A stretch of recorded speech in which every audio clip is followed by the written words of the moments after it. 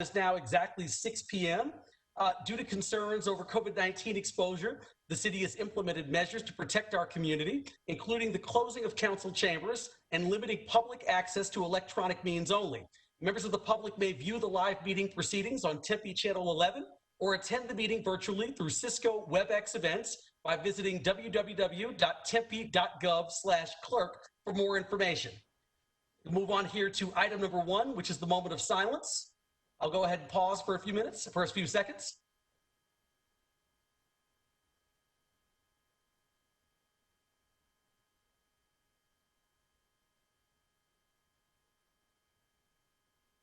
All right, next up, item number 2, Pledge of Allegiance. I'll go ahead and get started here.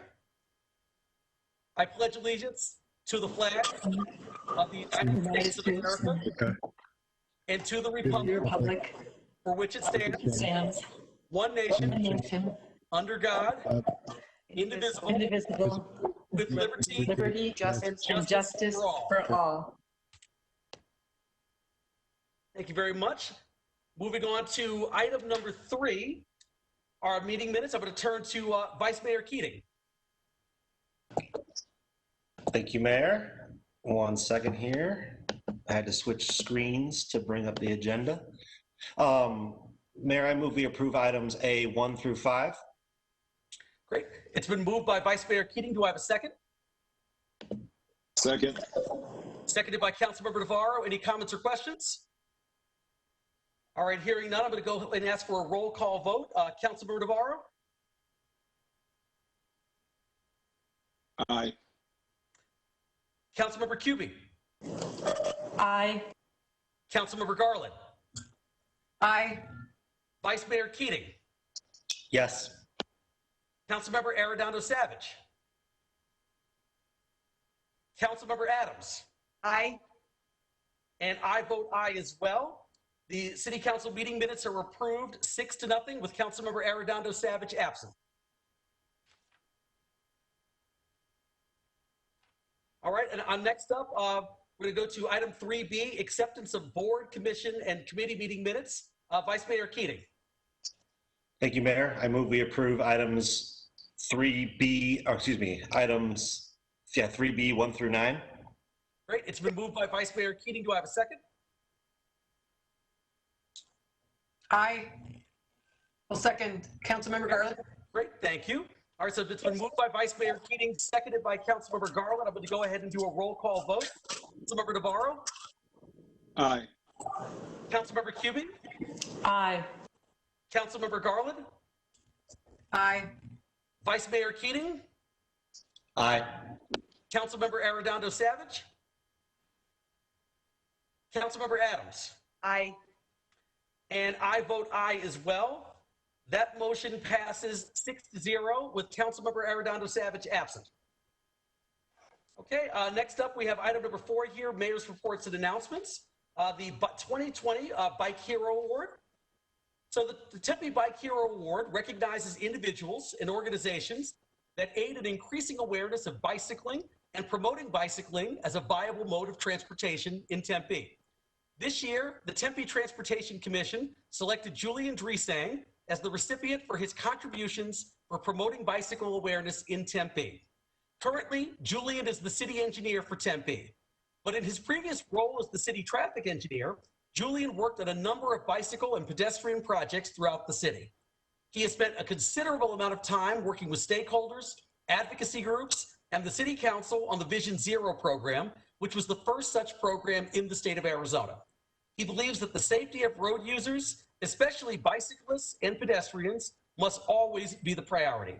Julian is a model for how we can all become more engaged in our community by using bicycling as an alternative transportation and increasing public awareness of the need for bicycle-friendly roads and other safety initiatives.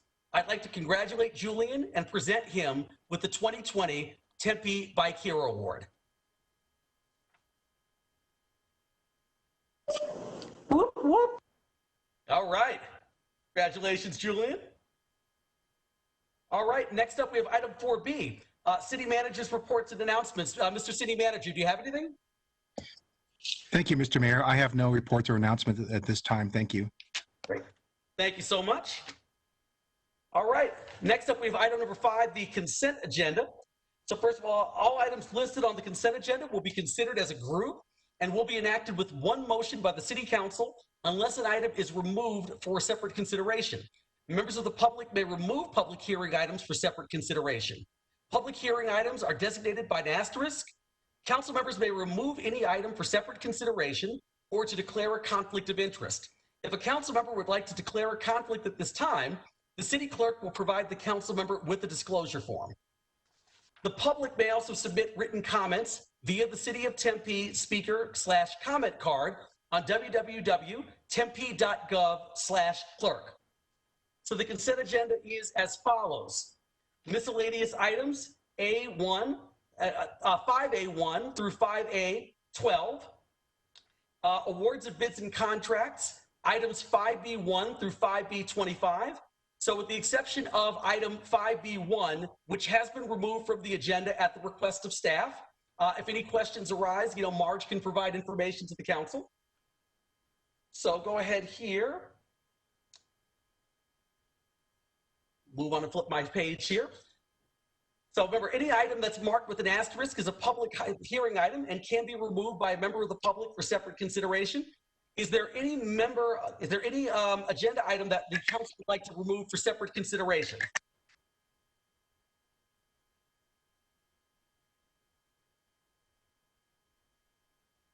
All right, hearing none. Hearing none, I'm going to ask for a motion to approve the consent agenda with the exception of item 1B1. Actually, no, 5B1, excuse me. So moved. I'll second. Moved by Vice Mayor, seconded by Councilmember Adams. All right, I'm going to go for a roll call vote here. Councilmember Navarro. Aye. Councilmember Cubie. Aye. Councilmember Garland. Aye. Vice Mayor Keating. Yes. Councilmember Arredondo Savage. Councilmember Adams. Aye. And I vote aye as well. That the consent agenda passes 6-0 with Councilmember Arredondo Savage absent.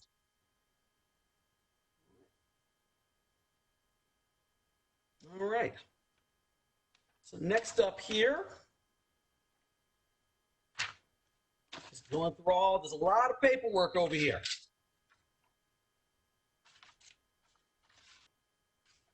All right, so next up we have items C, resolutions. Mayor, Yes. are we going over 5B1? Yes, we probably should go over 5B1. Do we need to, Mr. City Manager?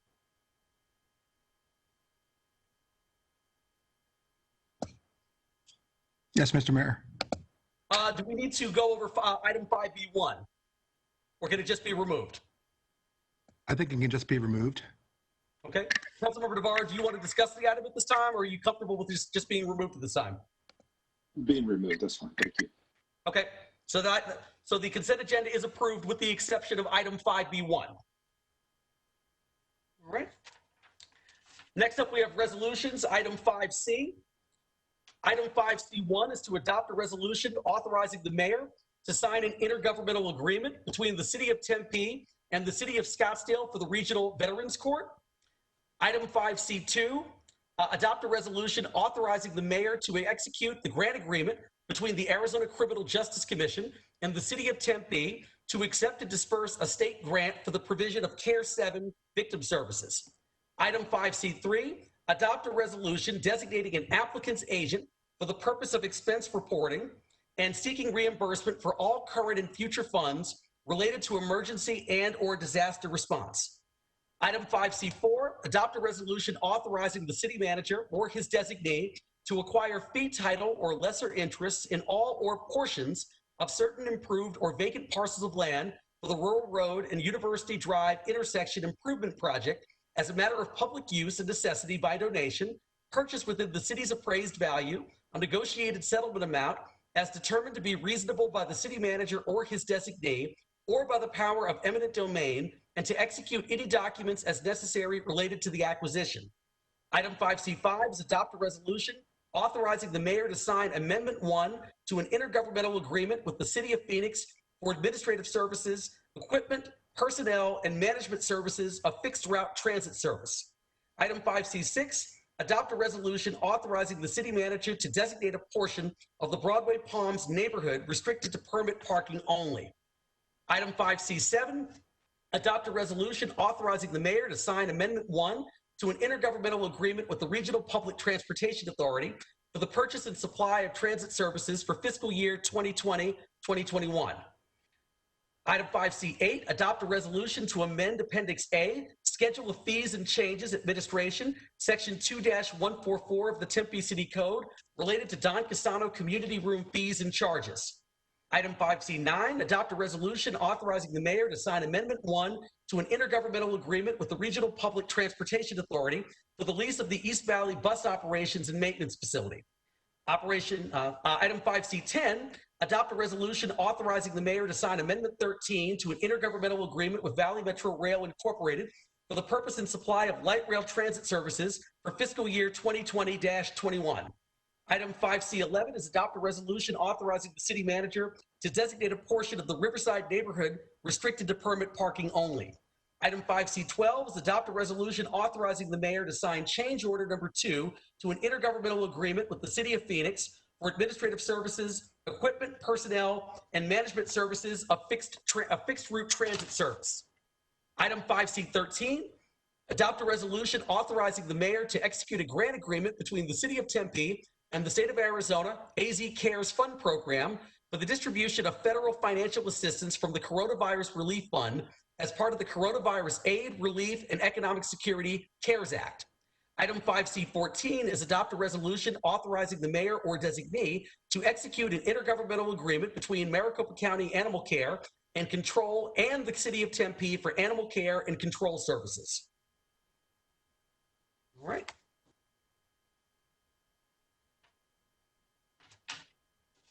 All right, Mr. City Manager, do we need to vote on any of those items? Thank you, Mr. Mayor. Those items are all under, I believe, included under Section 5 consent Okay. agenda. So if it wasn't already included in the previous motion, you can certainly ask for a motion for these to include all of Section 5C by a subsequent motion. Okay. Sounds good. I believe they were included in the previous motion, so I believe we're good. Is that right, Madam Clerk? Actually, the previous motion had the 5A and the 5B. I think we do need a separate motion and vote on the 5Cs. Okay, that's what I kind of thought, actually. So, okay, so Got it. So I'm going to look to the council here for a motion to approve items 5C1 to 5C14. Do we have a motion? Second, Mr. Mayor. Who's the first? Me, Eddie. Okay, thank you. Okay, so I had a motion to move by Vice Mayor Keating, second by Councilmember Cubic. I'm going to do a roll call vote here. Councilmember Navarro. Aye. Councilmember Cubic. Aye. Councilmember Garland. Aye, Mayor. Vice Mayor Keating. Yes. Yes. Councilmember Arredondo Savage. Councilmember Adams. Aye. And I vote aye as well. Items 5C1 through 5C14 are passed 6-0 with Councilmember Arredondo Savage absent. All right, next up, we're going to get to items 6 here, which is the non-consent agenda. All items listed on the non-consent agenda will be considered separately. Agenda items scheduled for introduction and first public hearing will be heard, but will not be voted upon at this meeting. Agenda items scheduled for second public hearing and final adoption will be voted upon tonight. Council members who may have a conflict of interest may abstain from voting on a matter, and the city clerk will provide the council members with a disclosure form at this time. Item 6A1, miscellaneous items, bids, contracts, and resolutions. 6A1 is approve the utilization of a one-year state of Arizona contract with GuideSoft Incorporated, doing business as Knowledge Services for temporary staffing services. Council, was there any comments or discussion? All right, hearing none, I'm going to ask for a motion to approve. So moved. Okay, moved by Second. seconded by Councilmember Navarro. I'm going to go with the roll call vote here. Councilmember Navarro, Aye. Councilmember Cubie, Aye. Councilmember Garland, Aye. Vice Mayor Keating, Yes. Councilmember Arredondo Savage, Councilmember Adams, Aye. and I vote aye as well. Item 6A1 is approved 6-0 with Councilmember Arredondo Savage absent. Okay, next item is item 6A2, which is approve the utilization of a 3-year State of Arizona contract with CenturyLink Communications LLC for carrier and broadband communication services to provide local and long-distance telephone and data services. Council, was there any comments or questions on this item? Move to approve. Okay, moved by Vice Mayor Keating. Do I have a second? Second. Seconded by Councilmember Navarro. I'm going to go with a roll call vote. Councilmember Navarro, Aye. Councilmember Cubie, Aye. Councilmember Garland, Aye. Vice Mayor Keating, Yes. Councilmember Arredondo Savage, Councilmember Adams, and I vote aye as well. Item 6A2 is approved 6-0 with Councilmember Arredondo Savage absent. Next item is item 6A3, which is award a construction contract to Bailey Construction LP for the tenant and HVAC improvements at the East Valley Bus Operations and Maintenance Facility Project located at 2050 West Rio Salado Parkway. Any comments or questions from council, or do I have a motion? So moved. I'll second. Okay, moved by Councilmember Navarro, second by Councilmember Adams. We go with the roll call vote here. Councilmember Navarro, Aye. Councilmember Cubie, Aye. Councilmember Garland, Aye. Vice Mayor Keating, Yes. Councilmember Arredondo Savage, Councilmember Adams, Aye. and I vote aye as well. Item 6A3 passes 6-0 with Councilmember Arredondo Savage absent. All right, next up here, quasi-judicial items are indicated by Q through J. The City Council sits as a quasi-judicial body when hearing appeals. In this situation, the City Council must conduct itself as a court, not as a legislative body. Pre-hearing meeting contact with the City Council on quasi-judicial matters is prohibited. Any materials or conversations concerning the item shall only be presented to the City Council at the scheduled public hearing, which is now. So item 6A4 is to hold a public hearing for an appeal of the Development Review Commission's decision to deny a use permit to allow a second story for the Hale residence located at 1849 East Hayden Lane. The appellant is Whitney Hale. Once again, this is a quasi-judicial item. So per the Zoning and Development Code, an appeal shall be limited to the issues raised in the petition, which is ZDC section 6-803. Information not included in the petition is not to be considered. Tonight's public hearing is an appeal of the Development Reviews Commission to deny a use permit to allow a second story for a new single-family home that is under construction, the Hale residence, located at 1849 East Hayden Lane. The appellant, as I said before, is Whitney Hale.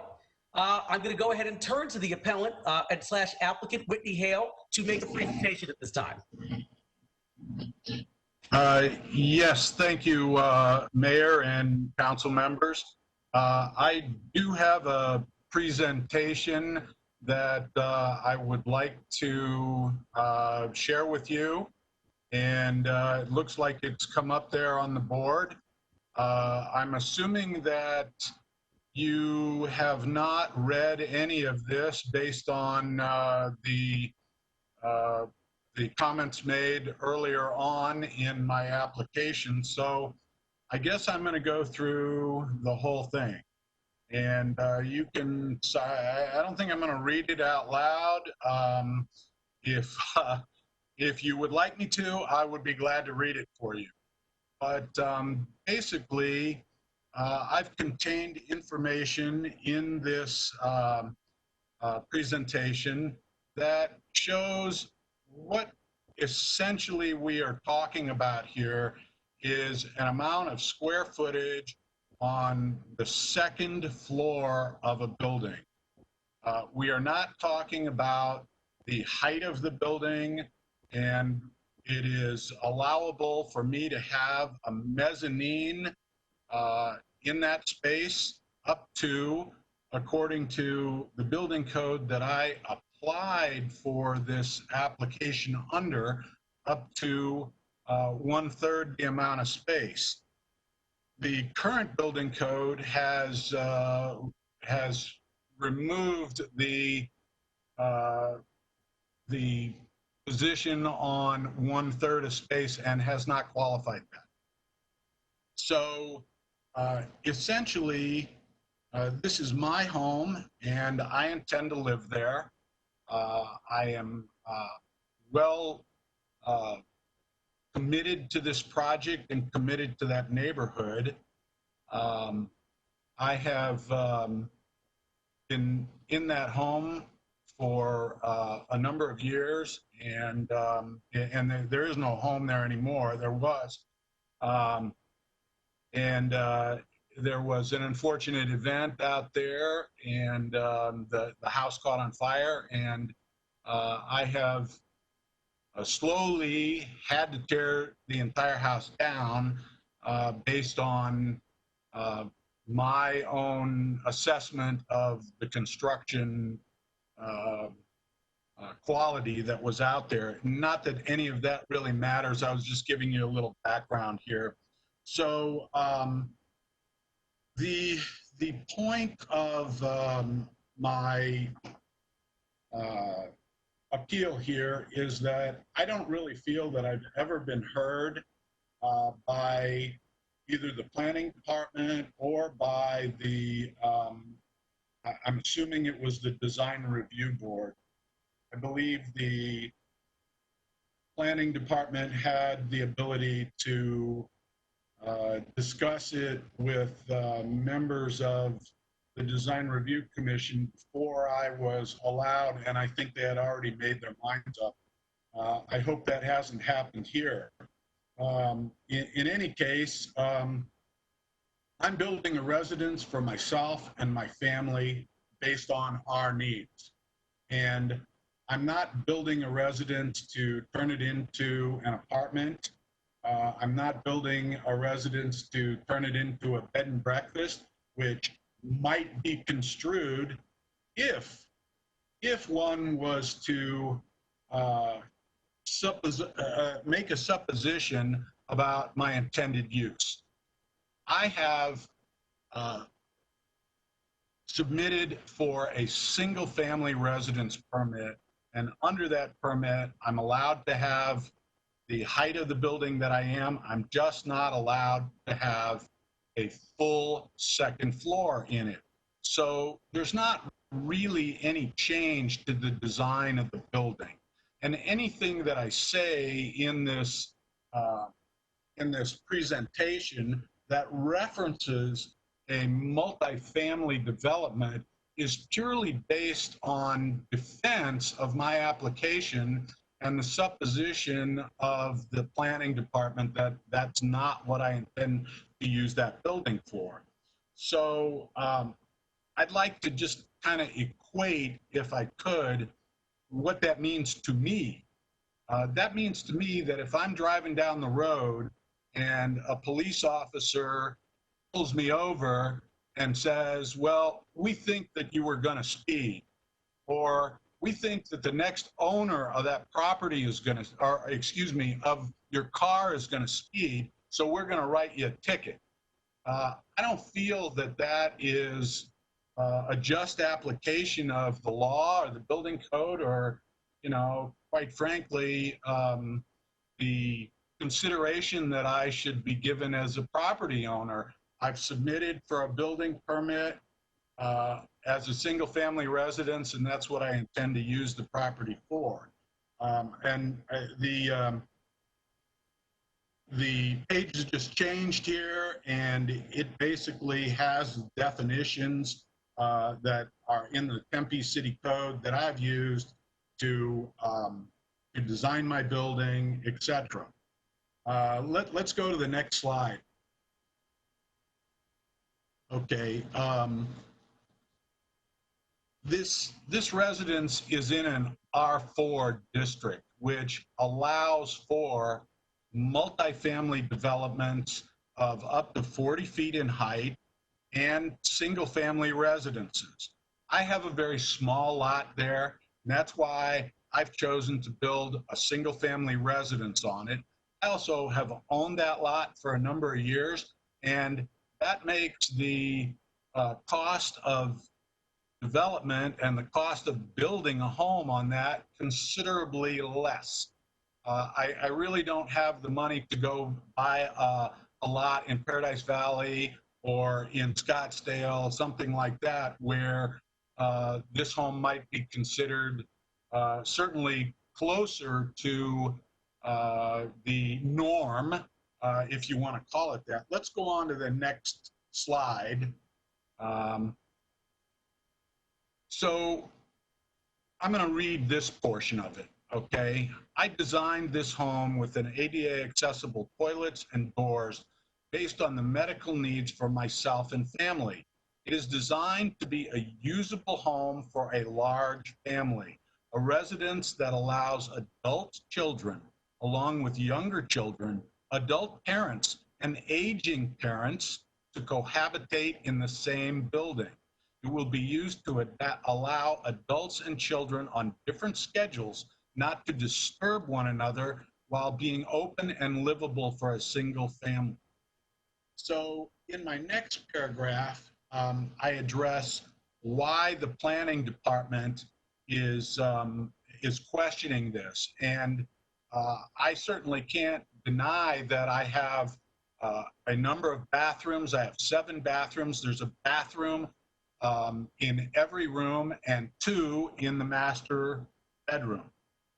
There are also doors to all those rooms to the exterior, and I've designed that for a reason so that ADA people with disabilities that are in my family can be taken care of easy, and that that there's really no question of being able to get out of the house in the event of a fire, which may be a little paranoia on my part, but that's why I have to rebuild a house there, because there was an electrical fire in the attic a number of years ago. So that's why I've designed the house the way that I have. We can go on to the next slide. This is for a use permit, not a variance. So all the items that I'm really questioning here or asking for is the ability to add 546 square feet to my mezzanine, which is legal according to the Tempe zoning code, so that I can use that as a second floor in my home. Now, if I were to make comparisons with perhaps other occupancies, which would all require use permits prior to those occupancies being legal, so to speak, which I've kind of already touched on a little bit here. If I were to use that as, say, a bed and breakfast, I have to apply for a use permit to have that in that building. And I don't understand why the supposition is occurring that, oh, well, he's not going to use it as a single family residence. I have no way to defend against that. The only thing that I can tell you is I'm going to live there and it's going to be a single family residence. So I can't defend if somebody's going to consider that I'm not going to use the building as what I'm applying for the use for. There's just nothing that I can do with this.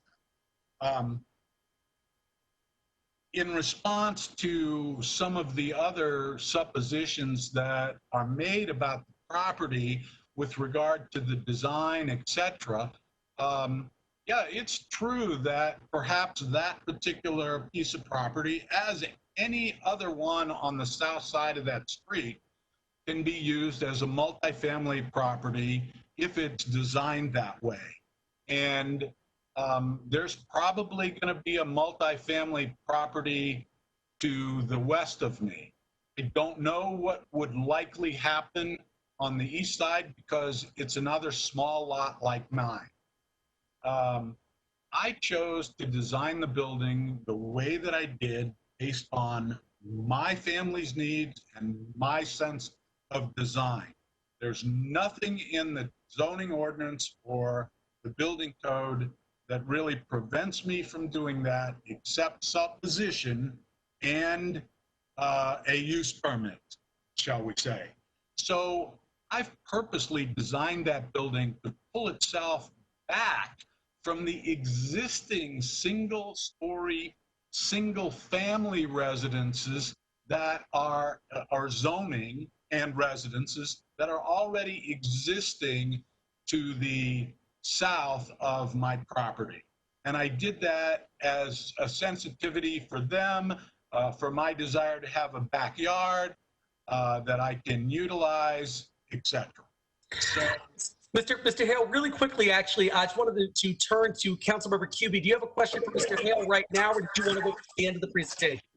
Well, just a clarification, because you mentioned, Airbnb or bed and breakfast. Just want to make it clear that because of a state law a couple of years ago, there are no use permits required for short or long-term vacation rentals. As much as we would like to, or I'd like to see that, that's not required. So I wanted to point that out. all right, well, thank you very much, but it's not my intended, it's not my interest, it's not my use. I'm only doing it because that was what I understand the planning department has objections to based on the number of individuals that may occupy that residence. And I'm not going to tell you that there's only going to be 3 individuals. I'm going to tell you that I have a large family and I intend to follow the Tempe zoning ordinances based on that. And I intend to park all the cars on my lot because that seemed to be what the issue was. Parking, they didn't want any parking on the street. Okay, I understand that. And I have already 4 spaces available for use on that lot the way the building is designed. Now, in the current plan, I did not show those 4 spaces. I only showed 2 because that's all that I had to provide. Okay, so you can see here in the comparison between what I have and what I'm allowed to have really under zoning ordinance. The pink or red is essentially zoning ordinance availability for land use, provided that I met the other ordinances that are in question here. My design is in the black, the heavy black line. And so you can see that I've pulled it back from the rear property line and I've paved less of the area in the front. Could I hear somebody want to make a question or something? Yes, Mr. Hale, I got a quick thing. Councilmember Cubie, I want to make sure that your question was answered before I move to Councilmember Navarro. Okay. I'm sorry, it's Lauren. Yeah, mine wasn't a question, just wanted to clarify for the record. Okay.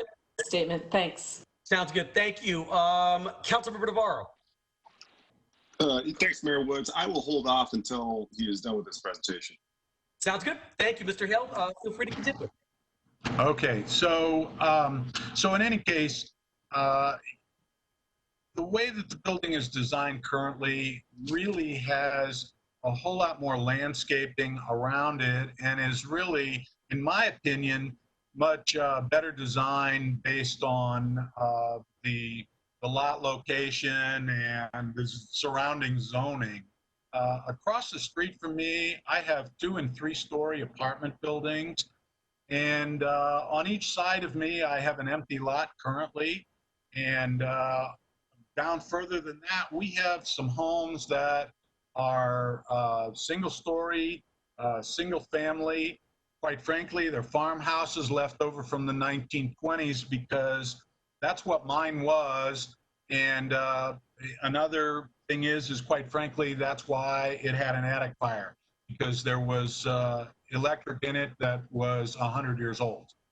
So moving forward on to, let's see, the next pane, or perhaps, I don't know where this one comes in.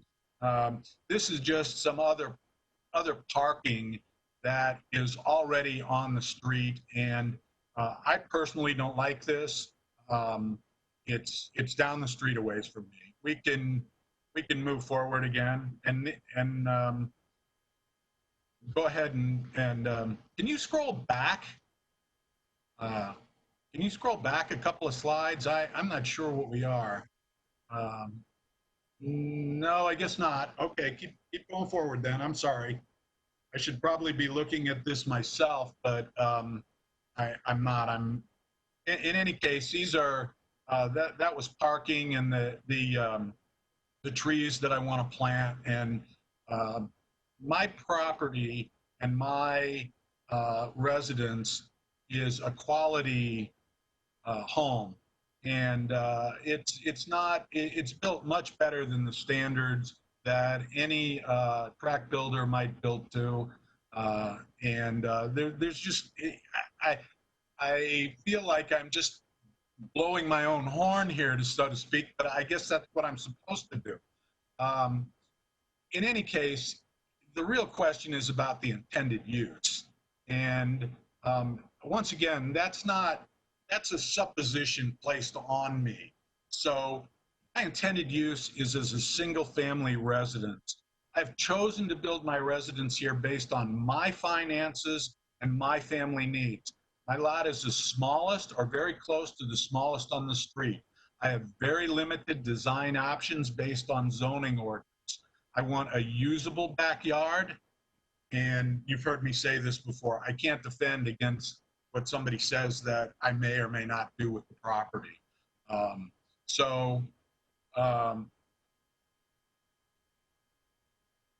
You know, and then I just go on here a little bit more to explain that, you know, I think I should receive a little bit of consideration for being the property owner and the designer of the building, and I think that you should view what I'm telling you as the truth. I mean, you shouldn't think that I'm lying to you. I know that perhaps in the past, and I don't know, maybe you still do have problems with students. And it's not going to be a frat house. I'm moving in there. And that's all that I can say. Let's go to the next slide.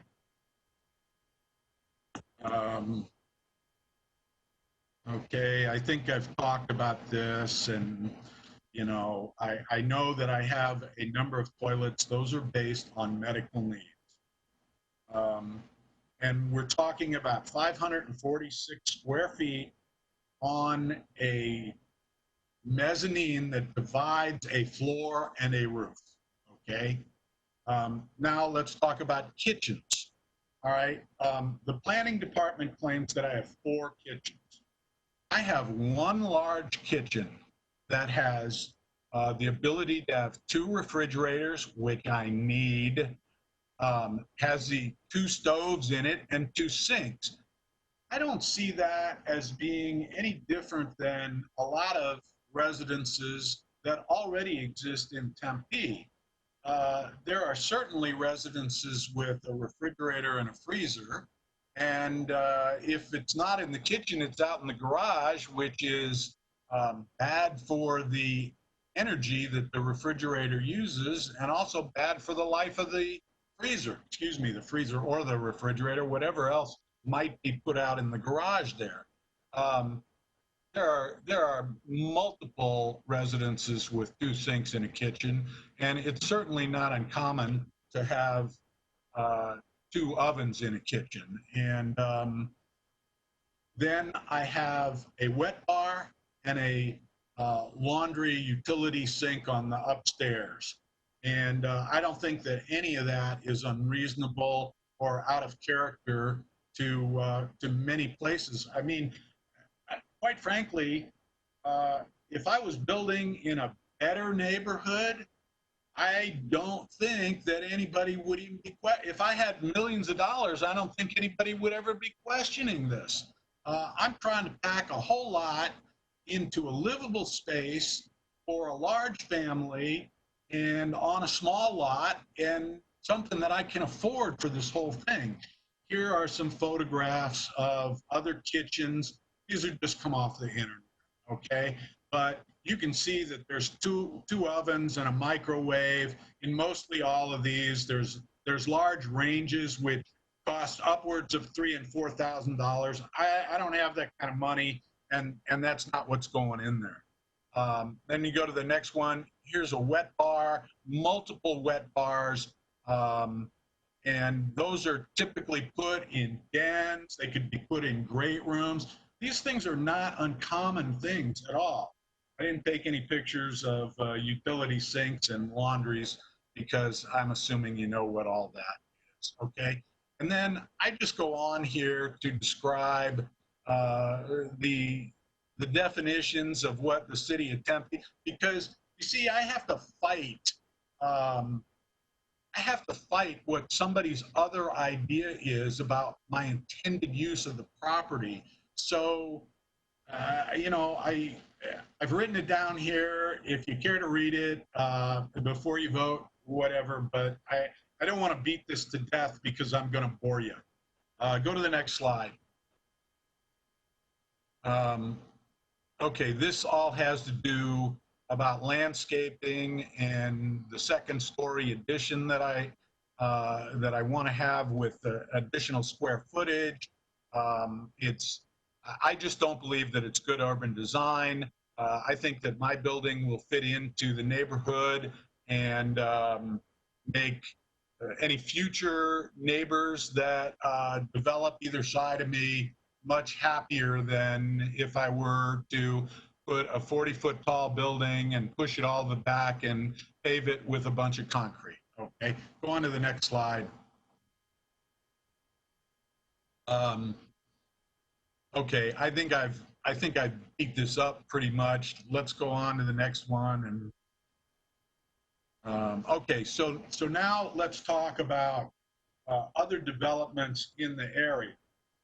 There are multiple other developments, and I've only named one here because it's really all that I've had time to look up and find that the city of Tempe and the planning department have approved it. But there are developments, and I'm not going to say that they're not closer to the light rail. I mean, the blue at East Line Village is right across the street from a light rail station. All right, I'm not that far away. I'm 4/10 of a mile, and quite frankly, that's how some of the workers get there now. They ride the light rail and they get off and they come to work. Those are the people that are building that property. I'm also right on a Tempe orbit route. I think that's what it's still called, but it's the Tempe transportation system. They stop in front of my house. So considering that I have already 4 spaces, and considering that this is a single family residence, considering that I'm only asking for 546 additional square feet between a first floor and a roof, which constitutes a second floor, and considering that there are other much more dense developments in the same area. Now, this is a picture of my street. I don't have any picture of the blue at East Line Village because it's not built yet, but it was passed by the Design Review Board, I believe, or Commission, and I believe that that's a project that's starting to take. That was granted a 25 space reduction.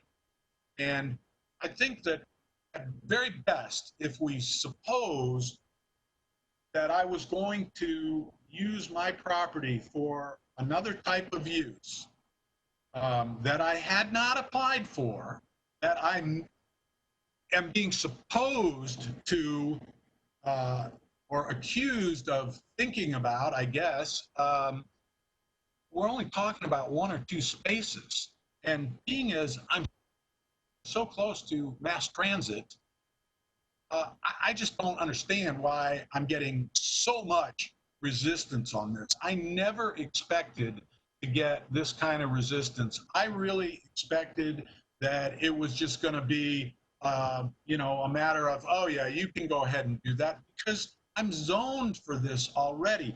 I can build almost twice as high, and I can put multiple units on there should I have chosen to do that. So I just don't get it. And moving on, the interior, I mean, Tempe really needs someone like me to live in that property, because I care about what goes on, because it's my house. And when I see garbage rolling around the street, I pick it up. When there's something that's left out there from somebody else, I throw it out. I watch what goes on. We have other issues that are, in my opinion, much more important than whether or not I'm allowed to have a second floor. We've got people that drive down that street that exceed the speed limit, and I'm not exaggerating when I say 80 and 90 miles an hour. That is a drag strip. We have a considerable amount of crime in that neighborhood. Myself and my neighbors watch what's going on out there, and my neighbors are, granted, kind of far away. They're, you know, I'm going to say 50 yards one direction, 25 in another, or I don't know, 50 feet in another. But I have certainly tried to get them involved in this meeting. I don't know whether any of them are listening or on now, whatever. But the neighborhood really needs somebody like me to live there the way that I want to live there. So let's move on to the next slide. I want to quickly, Mr. Hale, just you know, go back to Councilmember Navarro to see if you're still good with waiting, or if you wanted to jump in. You know, I'll just jump in real quick and just kind of start this. Can you talk to me about your original process? Did you originally submit for a single-story house to be built? Can you just answer that question? Well, I'm gonna answer that the way that it actually occurred. No, I did not. I originally submitted for a 2-story building with a second floor. And when I submitted and it was reviewed, it kind of came back to me with, quite frankly, some markings on it depicting, once again, supposition that I was going to subdivide it and rent out rooms. And I didn't know anything about that, and I just kind of didn't really even consider it. But I was told at that time that a use permit was required. I didn't know that. I read the zoning code, and being the zoning that I'm in, and being that I had 3-story buildings across the street from me, being that a single-family residence was allowed in this neighborhood, I had no idea that a use permit was required. And quite frankly, I still don't understand why it would be required in this neighborhood, because I might understand it if there was an older established neighborhoods. I've run into this before, that all had single-family homes, and all of a sudden a neighbor wanted to build a 2-story, and they wanted to have something to say about it because they wanted to sunbathe out in their backyard by the swimming pool and didn't want somebody looking at them from the 2nd story. But this neighborhood is multifamily neighborhood, and it's a 40-foot high neighborhood. I just don't understand why a use permit would still be needed in that case. Right. So I did not get that until I submitted the first time. So in an effort to move forward, because the clock was already ticking, I had obtained a loan, and I had to start moving forward. Otherwise, I'm paying 14% on that loan. It's called a hard money loan, and I need to get that thing done. I've been very lucky so far because I haven't spent a whole lot of it until now.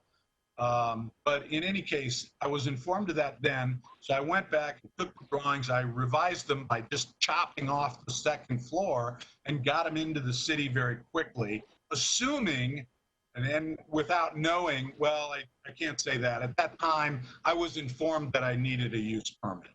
So, so I just figured, well, that's not going to be any deal. I don't even understand why they want one. So I went ahead and I started building, and then after, and I'm not going to try to hide this fact. I went ahead and added that second story because I thought that this issue was very, very small, and I did know I had time to review that the height wasn't the issue. The square footage is the issue. And so, when you ask me now, why is this all occurring? I don't know why. I really don't know. So that's my answer. Okay, so that's the reason why we're here. Obviously, is it came in as a single or got redacted back to a single. You started building the second floor. It went through the DRC because you had a use permit. However, because you felt a certain way and you see what's around you, I totally get your view of things around your neighborhood and you thinking it's going to fit in. I agree. I think that you're trying to build something even nicer on your property. And obviously you got concerns of, well, you got doors here and you got bathrooms in every bedroom. And listen, you design your house, in my opinion, and believe me, all these things are case by case when we talk about neighborhoods too. But you design your house, you have your property rights, how you want it designed. I don't have any beef with that. The thing is the fact that the process, you had to go through a certain process, and that was trying to get a second story on that property. Now that we're at this point, you went ahead and built, we're at a position to either approve or deny you to go forward on what is being done there. And that's the hard position that we're in. I think you can understand that. Am I correct? Because of the codes that we have within the city? Oh yes, all that I can do is apologize because I just never had any idea that this was going to be something that was, basically we encounter these kind of things all the time where an owner decides to change something on their building, and we submit it as a revision. And that's what I intended to do, which is essentially what I will be doing should my additional 546 square feet be denied. But I also want, I just can't stress this enough, because when everybody thinks a second story, they think, well, okay, that's 12 feet, that's 10 feet, I don't know. It's not. It's defined by the Tempe zoning ordinance that a second story is a full floor between the first floor and the roof. So we're not talking about the height of the building here, okay? That's not really of any question, unless I'm missing something in the code, okay? Because by now you can believe I've studied that code. So right. Okay. And to that point, let me just ask you this: you're the architect? You are an architect. Yes, that's correct. You have dealings with city governments before with other projects. Can I assume that or not? Well, I'm not going to say no. Put it that way. but that's not Okay. really my role. I'm a construction administrator. Okay, so just be straightforward. Your maybe interactions with going through things like this with the city is minimal. Just, is that fair? Well, I deal with completely different types of projects. I don't deal with residences at all. Okay. I've never done any kind of residence except for this one. I mean, that's not entirely accurate. When the economy was very poor, I was doing room remodels for people. But I deal in high-rise buildings and large facilities, Barrett Honors College, that sort of thing. So Okay. So that helps me, just so you know, so I know where you're at and what you deal with and what parts you're dealing with. So that helps me out. The thing that, you know, that I need to debate on, and I'll hear from staff here, is the process, where we're at in the process, and then what roads we have options to take here. Knowing that you got a building that's nearly at a point, and then where that goes. So my next question to staff is, we're at a process right now, and we're trying to decide, because the gentleman did not go through the use permit for a second floor. The height doesn't care. I don't care about your design or anything else. It's just use for a second floor. Are we at a point where the use for the second floor cannot be taken, or does he go through a process to get that use and then it just comes back through the DRC? Can someone explain that? So I guess, Councilor Navarro, this is Corey. Ryan, I guess I'll turn to you to answer that question, and then I do want to try to see if we can get Ryan to give a staff presentation very shortly. So Ryan, can you answer that one? Then I'll quickly go back to Mr. Hale, and I want to try to see if we can, get a full staff presentation as well. Yeah, certainly, Mayor, members of the council. Ryan, Yes. Ryan, can I get Mr. Hale, can you turn off your mic so we can, thank you. So yes, the use permit requirement is the trigger of the second floor to this addition of this home. So there would need to be dramatic modifications to the building that's currently under construction to not require the use permit. So if Mr. Whitney Hale wants to have the second floor, this is the use permit process by which he can attain that type of request. If it's denied, there is no further design review. He needs to make the necessary revisions or comply with his permitted single-story plans. If he wants to retain the additional height structures that are on the building, that are within the allowed height of the zoning, 40 feet, he still needs to submit plan revisions to building safety for structural review of those modifications. There has been unpermitted work on the site, and so those changes need to be reviewed or reflected unless he wants to make further changes from the permitted plans. So just so I'm clear, so if it goes the other way where we're saying, okay, let's go forward, let him go with this project, safety and design have to approve what he's done already to make sure that it is structurally sound and structurally safe, correct? That's correct. There is permitted plan sets, but what's currently out in the construction field is different from what the plans were approved. So those plans will have to either be revised or structural review will have to occur with those requests. Okay, thank you. So if I could just quickly go over a little brief presentation about how we got here. So again, as stated, the original application was filed in November of 2017. Plans submitted were for a 2-story single-family home. October 2018, there were revisions made to the plans that reflected now the second story removed from the plans, and it was permitted as a single-story building.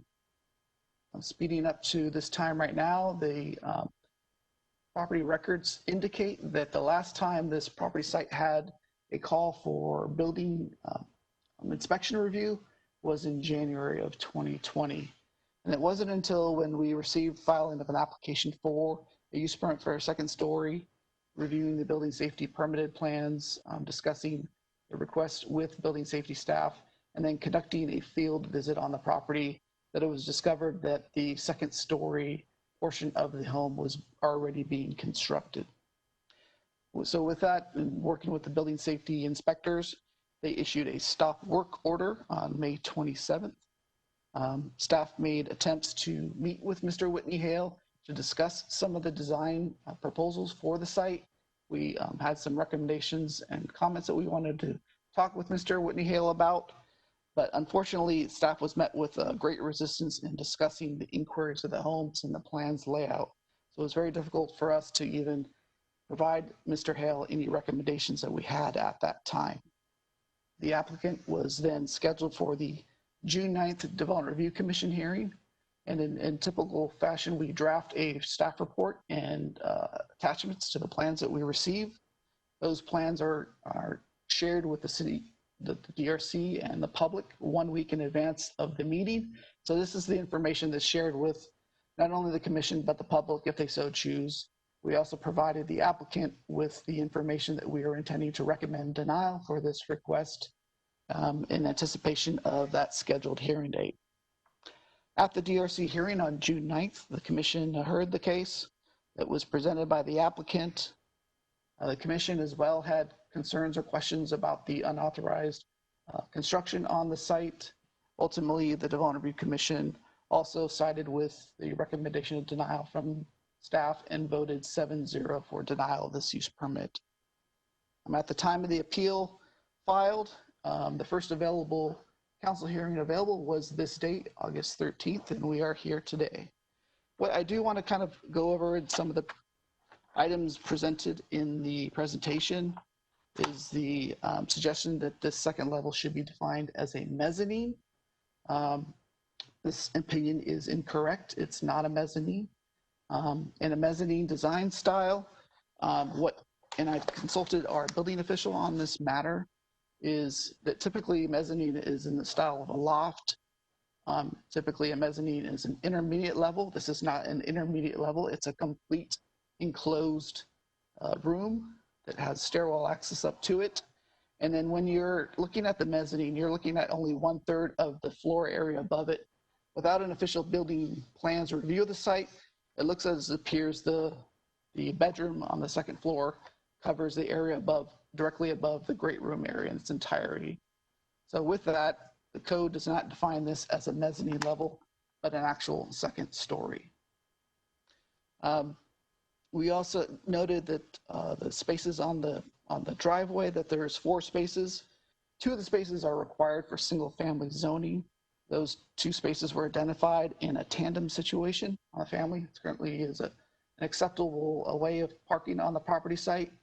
But in the case of the additional driveway, and if there were to be additional parking spaces or additional vehicles on the site that intend to use that secondary drive space or that other space that is not parallel or adjacent to the other driveway requirements, this site could be in violation of the nuisance code with having excessive parking on the vehicle site. The staff had recommended denial of this request because of the level of intensification proposed on the site.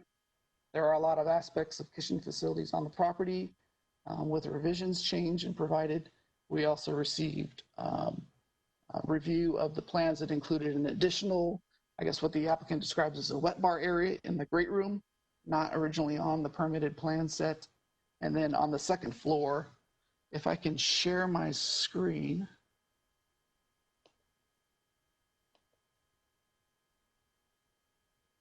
Are you able to see the screen? Not yet, Ryan. Okay. Let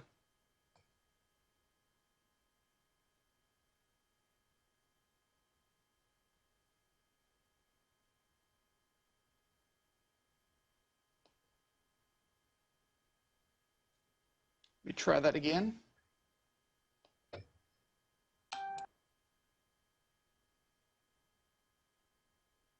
Do you see my screen? Not yet. Okay. I was going to ask you, while you're trying to pull up the screen, I wanted to see if I could get to a couple of council member hands that are up. I saw Councilmember Garland. Thank you, Mayor. Ryan, I have a question for you. So Mr. Hale was issued a single family residence without a second floor. That permit was issued October 2018. He just said that he started building the second floor without a permit because he didn't know he needed to have a use permit. I just want to confirm that on November 17th, it states that Mr. Hale says the applicant was notified that a two-story house would require a use permit. So he was notified on November 15th, 2017, that in order to do a second floor, he was going to need a use permit. Is that correct? Councilmember Garland, that is correct.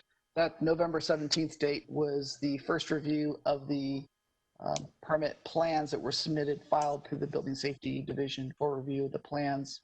And at that time, in the first review, it was noted that in order to achieve this second story level, a use permit, which is a public hearing process, was required before any building permits could be issued. Okay, just wanted to make sure. Okay, I just want to be clear that he was notified that he needed to have a permit. Okay, thank you. That's correct. All right, thank you, Councilmember Garland. Vice Mayor Keating. Thank you, Mayor. My question is for Mr. Hale. During his comments, by his comments to me, Mr. Levesque, he mentioned that staff had reached out to you to try to figure something out to rectify the situation, but were met with, in Mr. Levesque's words, great resistance. Can you speak to that a little bit, please? Yeah, I can speak to a number of inaccuracies here. I will confine myself to your question. I don't believe that I ought, there's only one way to really explain this, and that's from an emotional point of view. Quite frankly, I was not contacted and not worked with regarding this. I had no idea that staff was going to oppose my application for the permit. I had a short conversation with them where they asked me some questions about, the doors in my house and not the exterior doors. I do not recall any questions that would lead me to think that they were going to oppose this or were thinking of it as a multifamily use or something that would require more parking. Nothing at all was mentioned in that phone conversation. And I had that phone conversation with Steve Abramson and Dalton Guerra, I believe. I'm sorry if I'm mispronouncing that. And in that conversation, they did ask me why I had so many bathrooms, and I'm sorry. I didn't even think that there was an issue there. I said, is there a building code or a zoning code issue? And I was told there was not. So I went ahead. I did not hear anything from, I believe Dalton is the one that was in charge of my application or something like that. And I never heard anything from him and never found out anything that they were not going to support my application for a use permit until like 3 days before the meeting. And, that really gave me very little time to prepare. And I have, to some degree, some proof on these things. I, of course, can't prove that that's what occurred in the phone conversation, but I can tell you that my application was submitted back in April. And then 20 days went by without, or more, I don't even know. I'm just guessing 20 because that's what it seemed like. It was a little bit less than a month. And I said, well, I'm not posted to be on the design review board's agenda. What's going on? And I sent him, and then he apologized to me and said, well, I'm sorry that I missed that. And which of course made me upset, very upset, because I'm working on a timeline. And yeah, when I apply for that permit, I've got guys out there that are trying to build and do something, and I need to know that it's going in the schedule that I had planned. And of course, they kept building, and that's because I didn't think there was anything, I didn't think that I was going to meet with this kind of resistance. So then that led me to the second scramble to get my application before the board. And then there was nothing done. I was given no notification till 3 days approximately. I think I was given notification on perhaps let's say a Wednesday night. It's when I got it. It might have been Thursday. I had 2 days to think about it before the weekend came on or whatever to, start scrambling. And the meeting was on Tuesday, if I'm not mistaken. So then the meeting came on, and I may have come off as being a little bit gruff in the meeting because by that time, I frankly, I was pretty upset. Okay.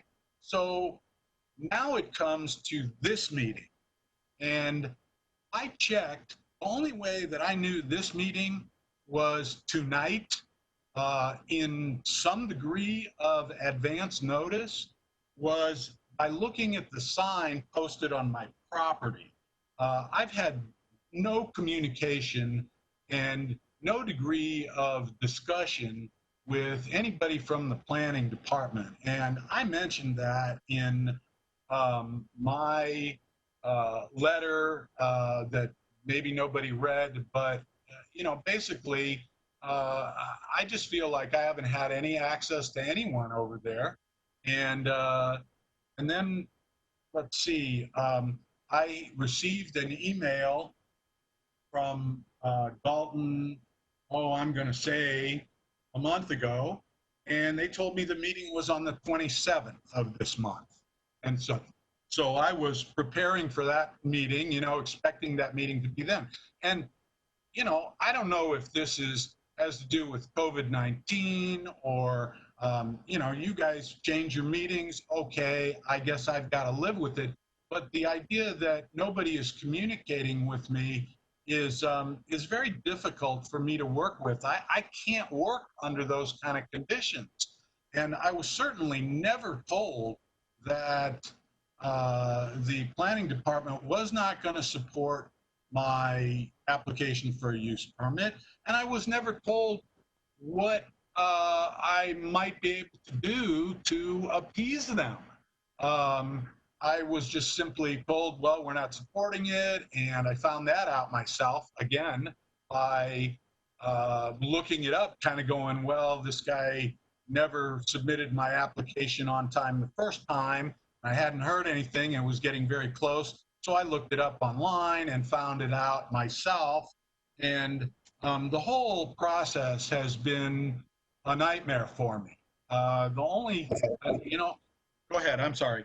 Yeah, no worries. I have a question for the city attorney, and I'm not sure if we can do this, that it's a quasi-judicial item, but do we have an option of just sending the appellant and staff back and saying, you guys figure this out, continue this to the next meeting? It sounds like a really unfortunate situation on both sides to me. And, if there's a way they can sort this out, if we can continue this item to a future meeting and see if they can't come to resolution before we have to say yay or nay on this house. This is Corey. I can tell you that is one of the 4 options that the council does have, and Judy can correct me if I speak anything inaccurately. here, but the item can be continued to a future date certain, requesting additional information before making a final decision on the appeal. So that is a possibility, but I'll ask Judy if I'm misstating that in any way.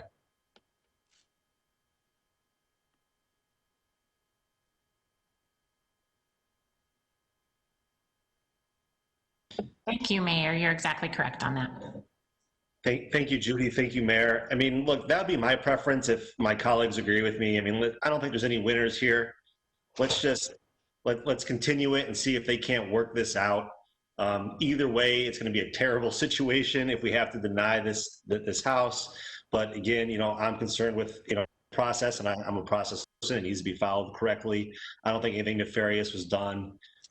So, I mean, if my colleagues agree, I would just like to continue this and see if staff and the applicant can't, or the appellant can't figure this out. Okay. Thank you, Vice Mayor Keating. I want to go to Ryan, and then I'm going to go to Councilmember Cubie. Yes, thank you, Mayor. Just an opportunity to respond. With all due respect with Mr. Hale's statements, it really is a mischaracterization of the communication that we've had with Mr. Hale. There has been adequate communications.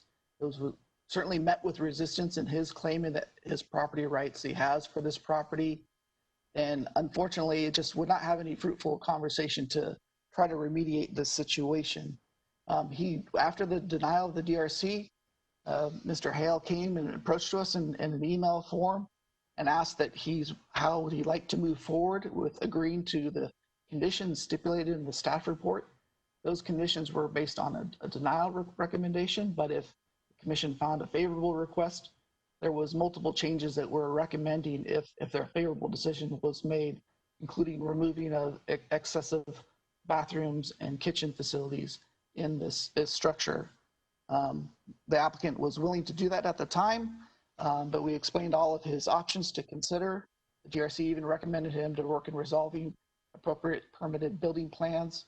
But the applicant chose at this time to appeal the process to the City Council.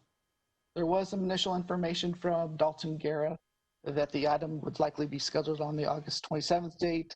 That was quickly corrected with Dalton and informed the applicant several weeks in advance that this date would be on August 13th. The applicant has prepared a presentation statement, and so we are looking for a decision from you all tonight. Thank you. Thank you, Ryan. Do you have any further? I know at one point you were trying to pull up a screen. Is there anything else you'd like to present, or does that pretty much conclude your presentation? That concludes my presentation, unless the City Council would like to see images of the floor plan and second level floor plan. That was some items that was obviously missing in the applicant's presentation to show the commission what the proposed floor plans are for this building. Okay, thank you, Ryan. Okay, I'm going to go to Councilmember Cubie and then Councilmember Navarro. So I'm not clear whether we have a motion on the floor. Not yet, Councilmember Cubie, but if you like, I can actually read the options that the council has, if you want me to. Well, I would like to make a motion to deny the appeal based on, our job is to operate in a quasi-judicial manner. We've had a lot of information presented tonight, a lot that we've read. There are 5 criterion that we should consider, approval criteria, and I can go into detail about the ones I feel that were met. The only one I feel wasn't met was the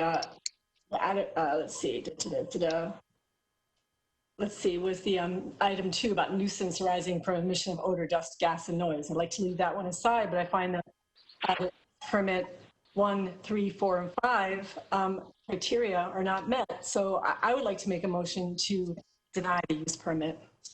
Okay. Thank you, Councilmember Cubie. Quick question for our city clerk, Carla Reese. Do we have any public comments on this item before we go towards the motion? Mr. Mayor, I do have one public comment card that was requested to be read into the record. What I'd like to do then, just from a process standpoint, if Councilmember Cubie, if you would like to rescind your motion just for a second. I'm happy to rescind my motion. I rescind my motion.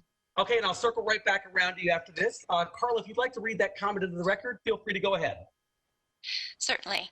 This comment comes from Mr. Brown.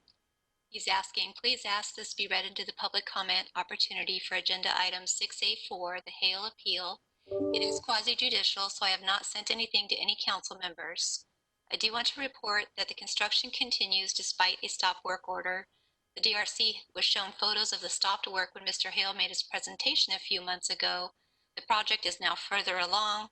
A fresh load of lumber was being delivered when I drove by the site 20 hours ago. I have photos. He continues, case ZUPA 200003 was heard by the Development Review Commission on June 9th, 2020. The case was denied 7-0. The design of the structure is clearly intended for subdivision into a one-bedroom rental or short-term rentals after completion. It has 2 labeled bedrooms and 7 bathrooms. Even the living room and dining room have dedicated bathrooms. Despite the zoning, the property is small and not suitable for a multifamily development. Only about 2 parking spaces are on site, and this will be a disaster for the surrounding community. The builder obtained a permit for a 1-story building and built a 2nd floor, which was not part of the approved design. The word egregious applies here. Please support the application of our zoning and building codes as they are intended for the common good. Thank you, Tom Brown, architect. Excellent. And Madam Clerk, does that conclude all the comments? Yes, it does, Mr. Mayor. Great. Thank you very much. Councilmember QB, I'm going to turn back to you. I make a motion to deny the appeal. Okay. Okay, so I've got a motion by Councilmember QB. Do I have a second? Mayor, sure. Yes, Mayor, I actually need to get a second on the motion before we go back to public comment, to comment from the council. Is there a second? This is Doreen, I second. Okay, seconded by Councilmember Garland. Now I'm going to turn back to you, Councilmember DeVar. Well, my question was if it was postponed for another meeting and details could be worked out with staff, meaning basically the agreements that he was supposed to apply or supposed to abide by, if those were agreed upon and they were implemented, would that, are we able to revisit this case again with those stipulations? So I guess for that one, I'm going to turn to either Ryan or Judy for some clarification. Yeah, certainly, Mayor. I can respond to that if necessary. The City Council may decide to approve the use permit with specified conditions. The conditions in the report refer to the DRC report, so those were not acted upon, but the council can elect to make their own conditions or accept the previous conditions contemplated if a favorable decision is made. Okay. Well, I'll have to wait for this vote to pitch that, so I'll wait. Awesome. Thank you, Councilmember Navarro. Councilmember Adams. Yes, thank you. I'm very concerned about the neighborhood and their perspective on this property. And also it's unusual to have DRC make a 7-0 vote on something. And I just, I'm gonna make a motion on the other side when I get a chance. So I will be voting against this motion because I want to support DRC's decision. Thank you. Mr. Mayor, it's Lauren, sorry. Yes, Councilmember Cubie. I just want to clarify, my motion is to deny his appeal. So it is to deny the appeal. Councilmember. I thought it had to be that if we are denying it, that we have to vote to support the DRC's decision. Am I mistaken, Mr. Mayor? So I can read this here. So our the option that we have, if for Councilmember Cubie's motion, would be to deny the appeal of the DRC's decision, that's Development Review Commission, which would be to find in favor of the DRC and staff, and that would therefore effectively deny the use of the use permit and complete the building with the original permits without the second story. Okay, thank you for the clarification. So I'm sorry, I didn't understand. No worries. Thank you, Councilmember Adams. All right, do I have any further comments or questions from council? All right, hearing none, the motion on the floor is to deny the appeal of the DRC's decision. That motion was made by Councilmember Cubie and seconded by Councilmember Garland. I'm going to go ahead and do a roll call vote here. Councilmember Navarro. Nay. Okay, I'm just gonna make sure I'm keeping notes here. Okay, Councilmember Cuban. Aye, I vote to deny the appeal, Mr. Hale's appeal. Councilmember Garland. Aye, I vote to deny and support the DRC. Vice Mayor Keating. No. Councilmember Arredondo Savage. Okay, Councilmember Arredondo Savage is absent. Councilmember Adams. Aye. All right, and I vote aye as well. So the motion, the motion is held to deny the appeal of the DRC decision and effectively deny the use permit. Okay, great. Thank you very much, everyone. Really appreciate it. All right, next up here.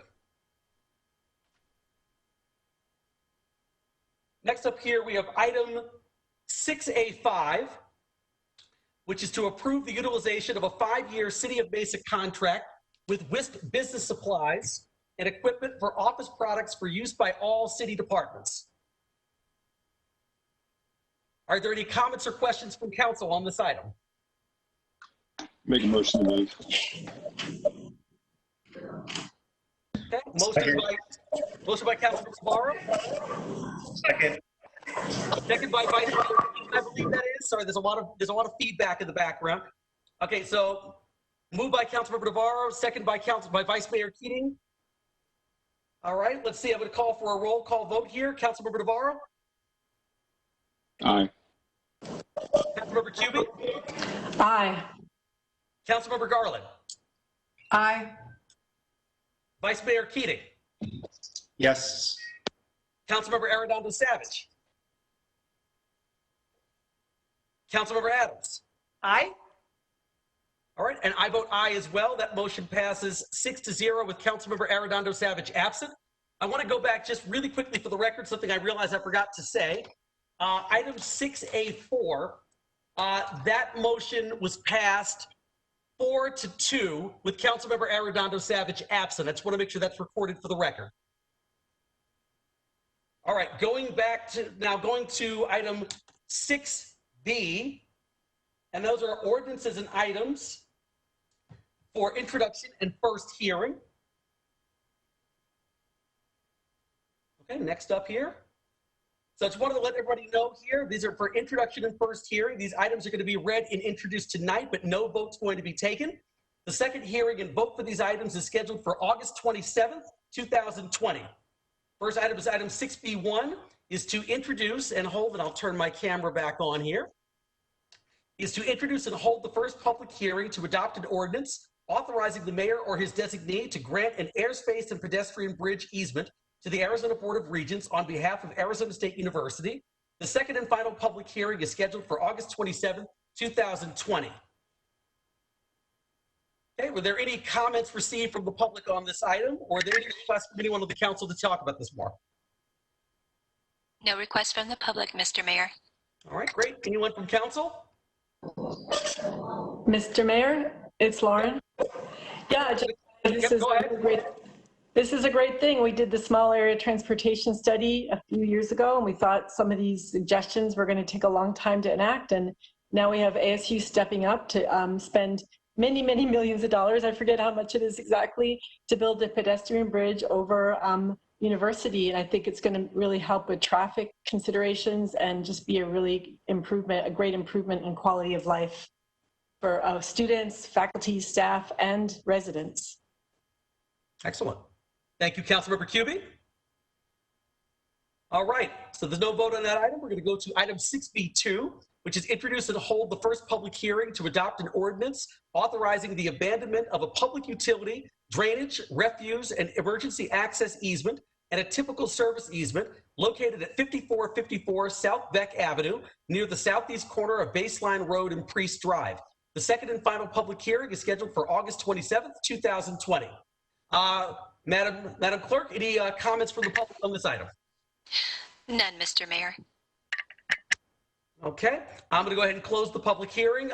Any council members wish to comment or any discussion on item 6B2?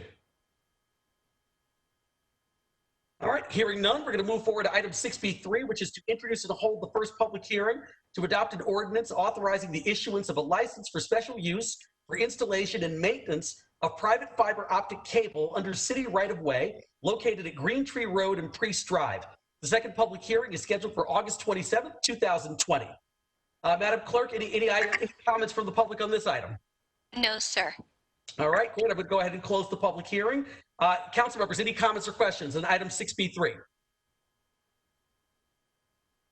All right, hearing none, we're going to move to item 6B4, which is to introduce and hold the first public hearing to adopt an ordinance amending Chapter 19, Motor Vehicle and Multimodal Traffic, Article 5, Speed Regulations, Section 19-63, Speed Limits Enumerated of the Tempe City Code.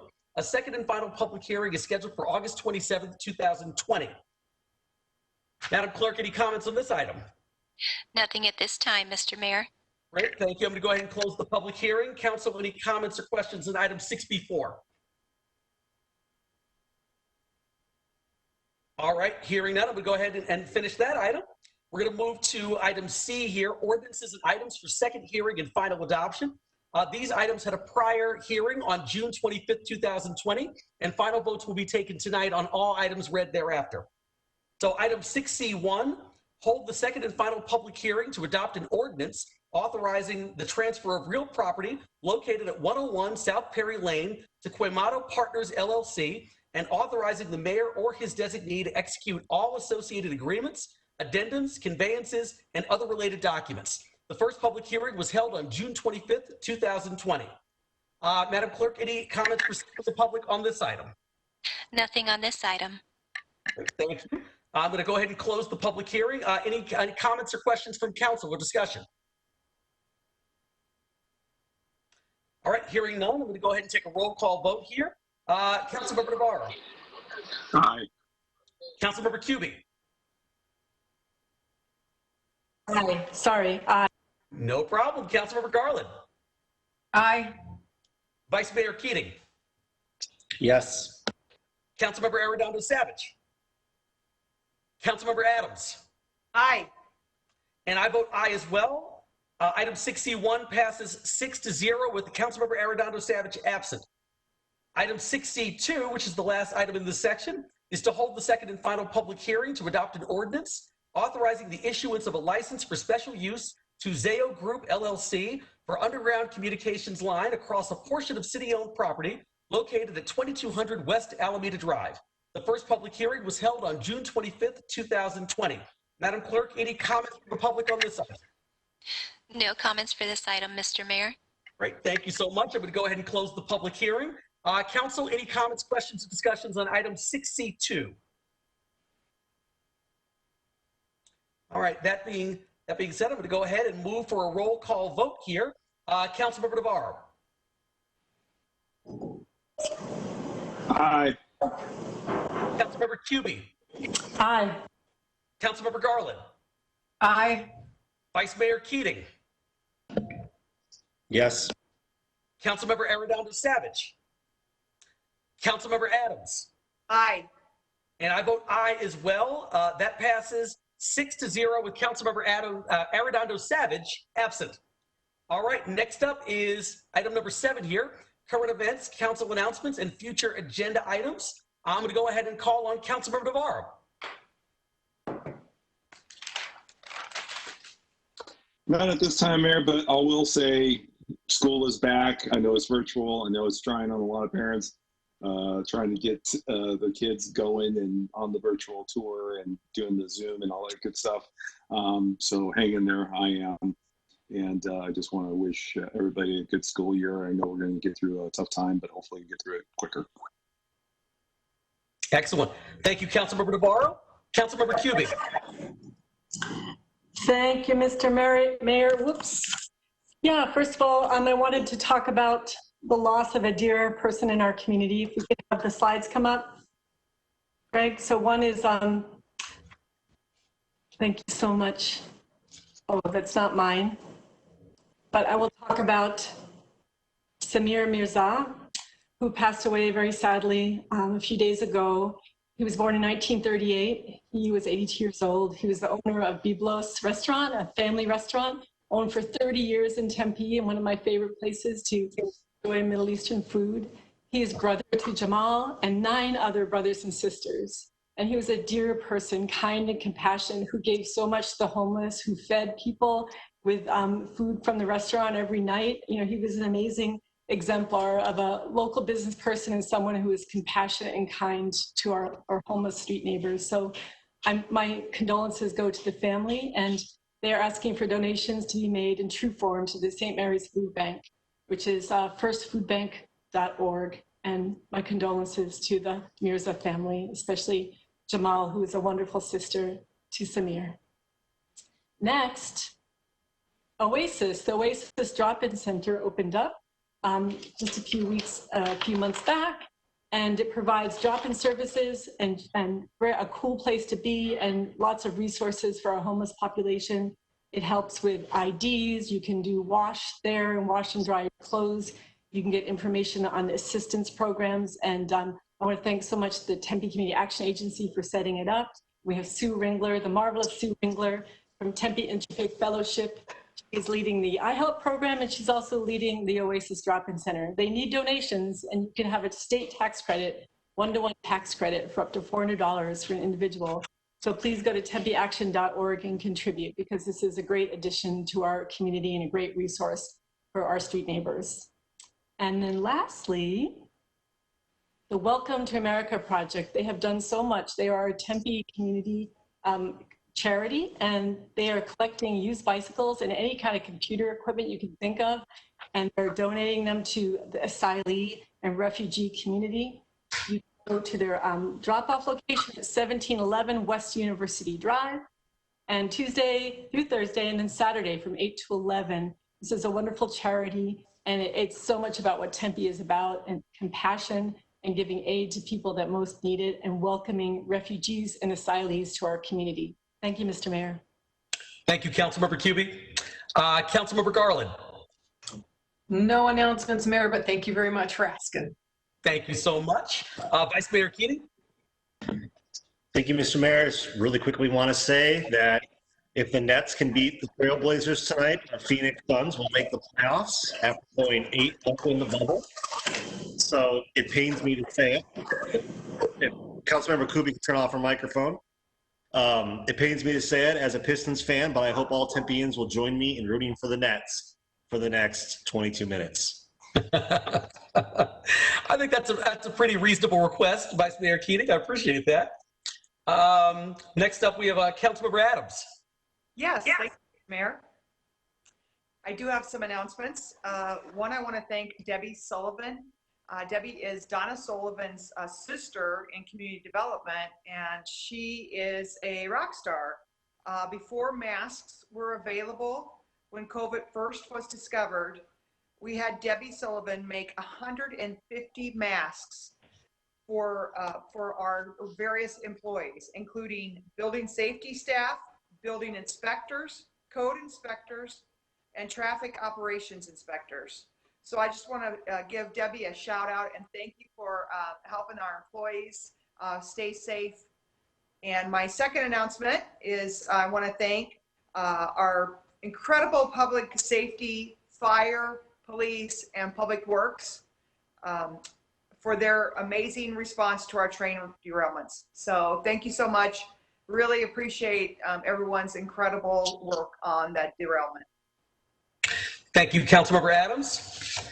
I just got one brief announcement. Just a press release went out shortly before the meeting talking about the new Public Safety Advisory Board that we're going to be forming here at the City of Tempe.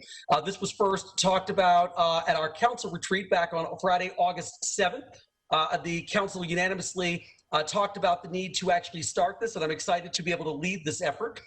This advisory group is going to focus on data, policies, hiring, use of technologies, training, and how the city engages with folks who are Black, Indigenous, and people of color, and those with mental health challenges. We are really going to focus on trying to come up with creative creative and proactive policies to build trust, accountability, and dialogue between the community and our police department.